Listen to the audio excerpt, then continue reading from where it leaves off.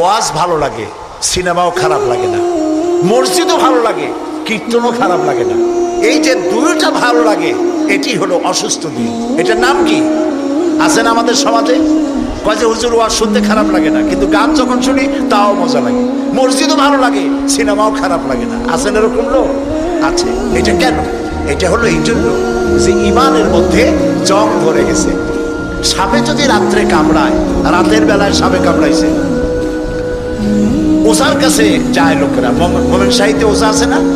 ওজার কাছে যায়, যে বলে সাপে কামড়াইছে। এখন ওজা প্রথমে টেস্ট করবে যে সাপটা বিষধর সাপ না বিষহীন সাপ। সাপ তো দুই রকম আছে।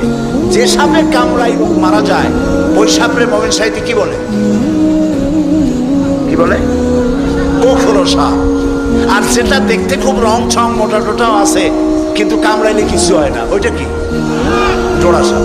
এখন জোড়া সাপ না গোখরো সাপ, কামড়াইলে কোনটায় দেখে তো নাই। এটা বোঝার জন্য ওজা করে কি, সাপে দংশিত ব্যক্তির জিহ্বায় উপরে লবণ এবং ঝালওয়ালা মরিচ এগুলো দিয়ে দেয় জিহ্বার মধ্যে।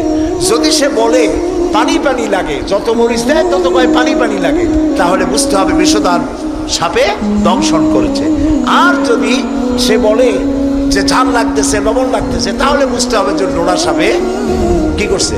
দংশন করেছে। এটি হলো সাপ যদি বিষধর হয়, তো বিষধর সাপের বিষে সর্বপ্রথম যে কাজটা করে সেটা হলো জিহ্বার স্বাদকে নষ্ট করে দেয়। মানুষের ইমানের জন্য সব থেকে বিষাক্ত সাপ হলো শয়তান। এ যখন মানুষকে ওয়াসওয়াসা দেয়, আর শয়তানের ওয়াসওয়াসা যখন মানুষ পড়ে যায়, তখন তার ইমানের স্বাদ নষ্ট হয়ে যায়। তখন সিনেমাও ভালো লাগে, মসজিদও ভালো লাগে, ওয়াজও ভালো লাগে, গানও ভালো লাগে। এটি হলো অসুস্থ দিন।